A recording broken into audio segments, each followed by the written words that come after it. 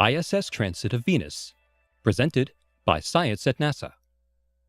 In 1768, when James Cook sailed out of Plymouth Harbor to observe the transit of Venus in Tahiti, the trip was tantamount to a voyage through space.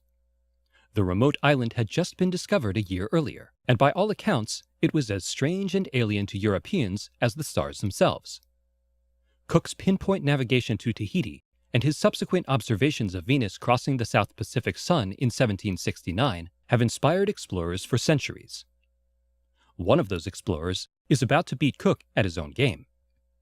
High above the Earth, astronaut Don Pettit is preparing to photograph the June 5th transit of Venus from space itself. "I've been planning this for a while," says Pettit, who serves as flight engineer on board the International Space Station.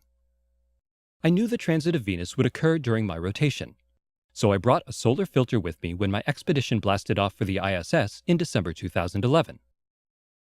Because transits of Venus come in pairs that occur once every 100 years or so, humans have rarely had the chance to photograph the apparition from Earth, much less from Earth orbit.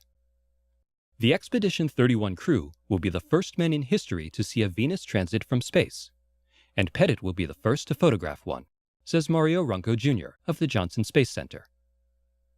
Runco, an astronaut himself who flew aboard 3 shuttle missions, is an expert in the optics of spacecraft windows.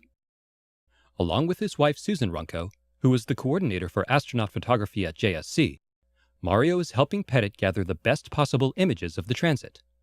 Pettit will be pointing his camera through the side windows of the space station's cupola, an ESA-built observatory module that provides a wide-angle view of Earth and the cosmos. Its 7 windows are used by the crew to operate the station's robotic arm, coordinate space dockings, and take science-grade photos of the Earth and sky. It's also a favorite hangout for off-duty astronauts who find the view exhilarating. For this transit, Don will be removing the non-optical quality internal protective window panes known as scratch panes, which really make crisp, sharp, and clear images impossible, says Runco. This is a huge plus when it comes to details that will be seen in the imagery of the sun. Pettit describes the camera system. "I'll be using a high-end Nikon D2XS camera and a 1200mm lens with a full aperture white light solar filter. Even with this great camera system, the images would be quite soft if the scratch panes were not removed," notes Runco. "This is only the 3rd time that we will be shooting through the cupula's optical quality windows. I am hoping this becomes routine in the future." This month's transit is the bookend of a 2004 to 2012 pair.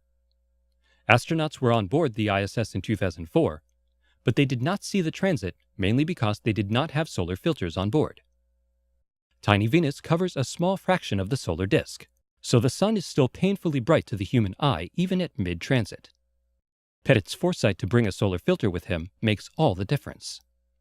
How would Cook feel about all this? "I don't think James Cook would be too envious," says Runco. "After all, he did get an all-expense-paid trip to Tahiti out of the deal."